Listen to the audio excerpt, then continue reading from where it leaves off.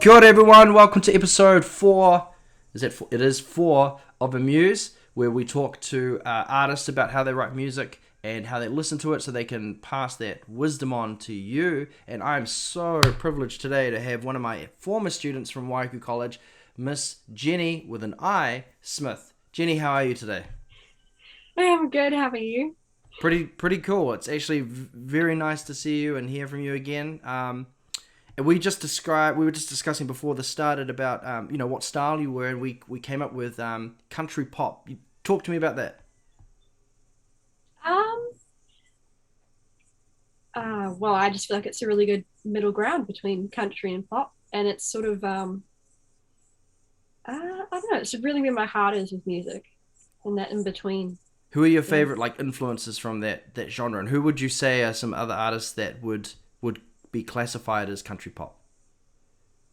Uh, that's a good question.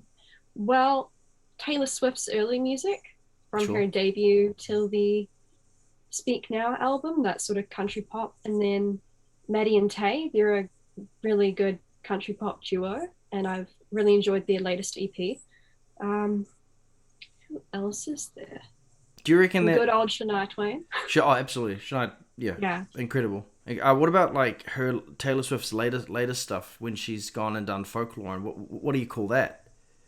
Oh, that's alternative, I think. Okay. But I digged it. Thought it was Yeah, great.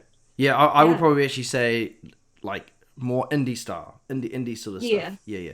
I don't know what that, but anyway, my favorite Taylor Swift album. Oh man, I'm caught between Speak Now and Red. Those are probably my two favorite.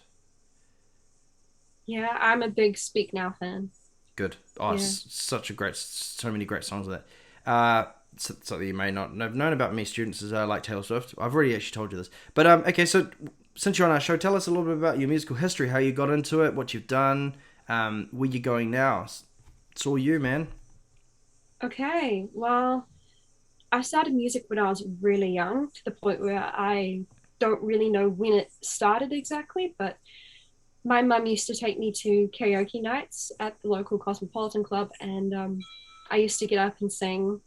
I think my first song there was "I Believe in Angels" by ABBA, um, and then I kind of got into the school choir. I went to Pukewarie Primary School in Waiuku and did pretty well there. I had a very supportive choir teacher. I was super into Taylor Swift as well, and my grandma got me a guitar when I was about 8 years old. Um, and all I wanted to do was Taylor Swift songs. Awesome. You Belong with Me, Love Story, all Mhm. of those. Mhm. Uh, and then I just got into musical theatre. I did a couple of shows. I did Bugsy Malone in 2010, 2011. I'm not exactly sure. And then I joined the Waiuku theatre group, got into that for a couple of years. But when I was 12, I got into doing country music competitions, and that took up a lot of my time. So Mhm. I ended up leaving theatre to pursue these country music awards. Um, and for this whole time, I was trying to sideway write Taylor Swift songs, pretty much. So that's sort of how I got into songwriting. And when I was 12, I wrote my very first complete good song. Like it wasn't trash. You got to flush out all the bad ones. Um, and it was called "Gonna Be Famous." I didn't enter it in awards until I was 14, and it won the Auckland Country Music Awards, which, um, It's fine. for those who are a little bit, um, for those of you who don't know what the country music industry does in New Zealand, there is a really big award called the New Zealand Country Music Association's Entertainer of the Year, and there are qualifying awards to get through. So by winning the Auckland Country Music Awards Songwriters section in 2014, I qualified for the Songwriters section and the Entertainer of the Year. It didn't win um, the Entertainer of the Year Songwriters section that year, but it did get featured on Māori TV's My Country Song Wow. in 2015. So that was really cool. And it really inspired me to keep writing it. It was very encouraging. So I was thinking, how Um, how old were you when that happened? I think I was 13 when I won the Auckland Holy award, and moly. then I was 14 by the time I got to entertainer. So yeah, That's amazing. Well done, Jenny. Incredible. thank you. And I Yeah. was I was your high school teacher because you had a change, and I came in 2016, and that's when I kind of got to know you and the rest of the cohort that we became really close. It was really interesting because it was good to have there were so many songwriters at our school, and I guess the show is kind of like talking about how you write songs because we've got so many students that want to do it and they don't know where to start. And so, if you've won that award or you won the award in Auckland to go on to it, I mean, you've got a lot of experience that I think you can share. And the rest of this time, I'd really like you to just talk to us about how your process is. You mentioned before that you kind of used, I would probably say, is like Taylor Swift would be a template to how you would write Yes. songs, right? Which is Yeah. really good. In fact, a lot of artists will say those things. They had somebody that they kind of were listening to, and uh, they kind of based their song about that. So, talk to us about how you write songs, and I'm going to pop in every now and then to dig down a little bit deeper. But it'll be interesting to find out what you've learned along the way, and just give some insight into that process. Oh, so much. I've learned so much. It's sort of different for every song. So, um, Make It or Break It was written when I started with the pre-chorus actually. I got the pre-chorus idea and I was like, cool, where can I take this? And I sort of just let it flow out. And after I let it flow, I go back and rethink some of the lyrics and think, oh, can I maybe add a metaphor there or something to spice up that lyric or something like that, and Okay, so think about the structure a little bit. so Yeah, there's a good point. So when you say flow out, what are you doing? You're recording it on a device and just make like improvising.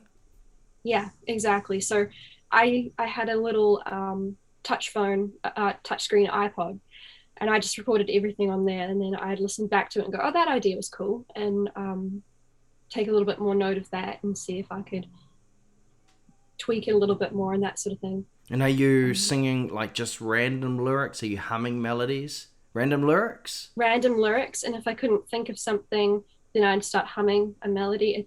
They were very messy Sure. little recordings, and sometimes they would just run on for like 5 minutes before I stopped. And Yeah, how do you build confidence to pull out a phone and like are you sitting in your room? You're obviously sitting in your room doing this, right? yeah, I'd sit on my bedroom floor and just do it. Yeah. Awesome. I don't know. I think the confidence was knowing that that wouldn't go out to anyone unless I wanted it to. Yeah, So I man. didn't have to show it to anyone. Cool. And that allowed a little bit more creativity because I didn't feel like it had to be perfect. So I actually just finished a book called "The Art of Impossible," and they dive into this buzzword called flow. Kind of just sounds like you've explained to us briefly what that is, which is what it flows out, right? So talk to me about it started as a pre-chorus, and then talk to us how it became a whole song. How did this become a whole song?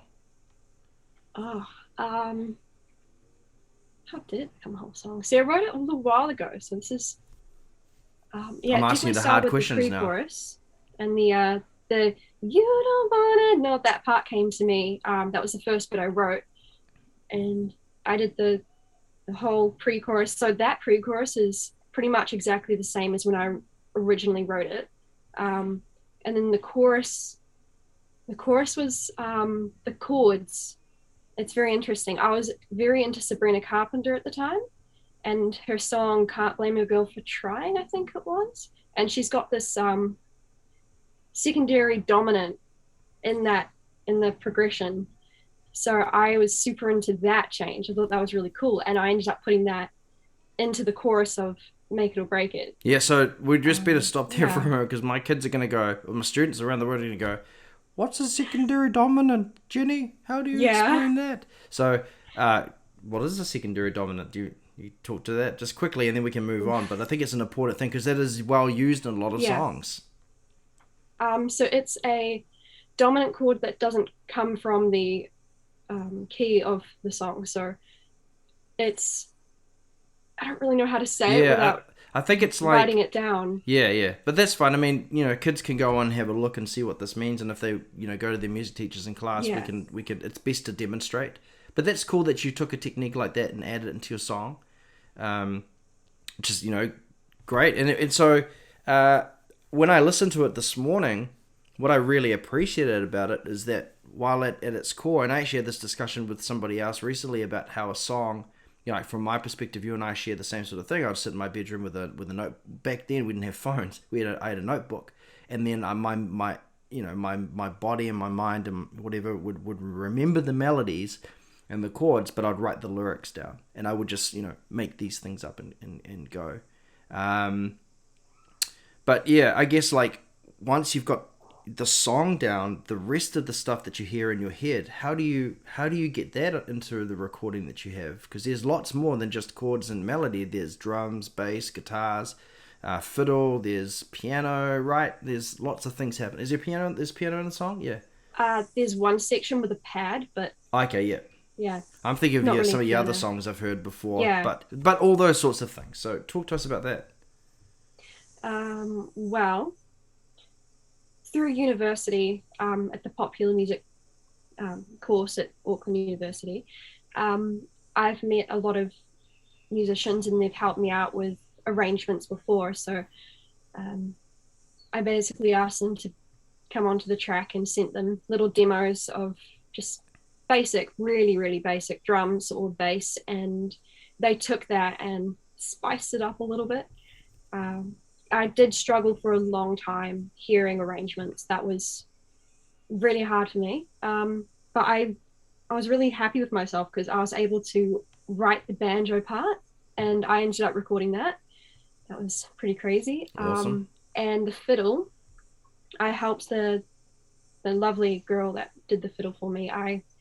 We were in the studio and I was just singing to her what I thought would fit, and then Yep. she'd work it out and play it. So Awesome. yeah, it's a little bit on the spot kind of thing, but yeah, But arrangement was really hard. aren't those the coolest moments when you're writing and then all of a sudden you get this like thing pop in your head and you're like, that would be cool, we should try this, and then it ends up being the missing piece to the puzzle. Yeah, yeah, Yeah. absolutely. That's fascinating, and I guess like a lot of the stuff that I hear, you can hear your influences. So you've mentioned a couple of your influences, like you mentioned Taylor Swift. Who else are some of the? Is there anyone outside of the country pop world or country world that you kind of would look at and say they've influenced my writing or helped me come up with those ideas when I'm trying to find the things that fit into my arrangements? Yeah, definitely. Over the last couple of years, I've really gotten into Lau's music. Okay. I enjoy his arrangements and his lyrics. I feel like he's a very down to earth kind of writer. It's very realistic and yeah, it's very emotional stuff. I like the emotion in songs. So Yeah, absolutely. There's nothing better than as a teacher, seeing a kid find that moment when they're singing a song either that they've written or they're listening to somebody or they're performing a cover, and the whole room becomes mesmerized because we're feeling what they're feeling, and then they open their eyes and they're like, "Whoa, did you feel that?" We're like, "Yeah, we did, man. Everyone did." Do you get that a lot? yeah, yeah. There's times where I get completely lost in the performance and getting really into the song, and then I'm like, oh, that's right. There's people in front of me. you know? So, Yeah. so before we wrap it up, what are some key bits of advice you reckon you'd give to students and aspiring songwriters that would help them go from currently either not writing songs or maybe just dipping their feet in it a little bit to then being able to potentially, it does take time, but potentially feeling good about the songs that they're writing. What are some advice, things that you've learned that you could share with them? Um, well, mostly to just let it flow. So it was really hard for me because I'm someone that really enjoys having structure in my life and organization. So that also came into my writing. But the best thing that I found I could do was just let go of the structure, the organizing, and just let it come out first, and then go back and look at it and tweak things like lyrics. And especially if you're really worked up about an emotion, just letting it come out first, before going back and looking at it, that's something that really helped me. Yeah. That And you takes a don't lot. have to show it to anyone. It's No, the best that's thing. true. That's true. I mean, if you're in my music class, if you're gonna hand it in for an assessment, then sure. But at the end of the day, a lot of the songs I write and you will write, they're not for assessment. They're simply just because it makes us feel good, right? Yeah, We always exactly. talked about that in class. Like there was yourself and there was Danny and others. Abby used to write songs and just they were so beautiful to hear and just like it's great to hear you give yourself to this music. Um, I had another question in my brain, but my brain's gone off because I was listening to you. Um, that's fine. I guess, yeah, I'm going to just ramble. If I, you know how your brain stops to try to figure something out and then you can't see forward? That just Yes. happened then. Okay, so that means we're at the end, almost at the end.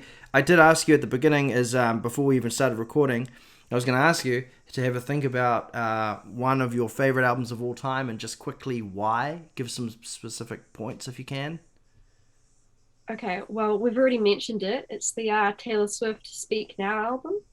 My main reason for really admiring that one is because she wrote it entirely by herself. She had critics that were saying that she can't write a song on her own and that kind of thing. And she just wrote the entire album and proved them wrong. And they're all bangers. Mm-hmm. It's so good. What's that song? I think you did a cover of it, in fact. Dear John. No, well, we did. I remember that one, but there was the other one. What's the one where she goes and she ends up living in New York City, and then she's sitting there by herself. It's just an acoustic guitar, Never and Grow Up. that's the one. Yeah. Oh my god, that is one of my favorite songs. It's sheer. Oh, I could go on. I could do a whole lecture about how clever that last verse is, and about how the spacing and how she does. Oh, don't even get me started. And I just want to make it very clear that I used to be a Taylor Swift hater, and it wasn't until I got to university that I met guys like Godfrey DeGrew and Stephen Matthews and other songwriters that kind of challenged my opinions on songs. It's like stop listening to to what you think you're hearing and start paying attention to what is being presented to you. And then after that, I kind of had this whole lot of different appreciation to music. So I love all styles. And I think you also mentioned a really good point that we should just bring up quickly, and that is, nowadays there are teams of songwriters writing music that you hear on radio. And the fact is, Taylor Swift still mainly writes all of the music by herself. She'll have a producer, but she will be working, and especially as that album you mentioned, that is mainly her, just with someone kind of guiding her along that process. Yeah. Yeah, exactly. Well, I look forward to seeing you super famous one day. I mean, you are super famous in my eyes. I still remember you being year 11 through to year 13. And I still have you on my Waiuku College music CD, and you're currently on Spotify as Jenni Smith on there too. But I'm really excited to hear this. Is this your first single that's coming out on Spotify? Is yourself doing this? Yeah, it's my debut. It's Wow, pretty exciting. very exciting. So this is everyone. We've just been speaking to Jenni Smith, Jenni with an I, and she had gone to Waiuku College. But I absolutely take no credit for her success. This is all completely her hard work. I watched it all through school. It's been fascinating and awesome to talk with you again and catching up. Yeah, thanks. I'm still confused. Should I call you Ben or Mr. Ruig? Because Well, Ben's fine now. I still call you Mr. Ruig every I know. time I'm like mentioning you to someone. It's always Yeah. Mr. Ruig. No, it's respectful, but yes, at the end Yeah. of the day, I'm just a human being, and my name was given to me, and that is Ben. So yes, sure, Ben's fine. But feel free to call me Mr. Rug if you want, or just I'll Sir, as most try. people shorten it to. Yes. Yeah. Okay, until next time. But make sure you go check out Jenni Smith's song "Make It or Break It."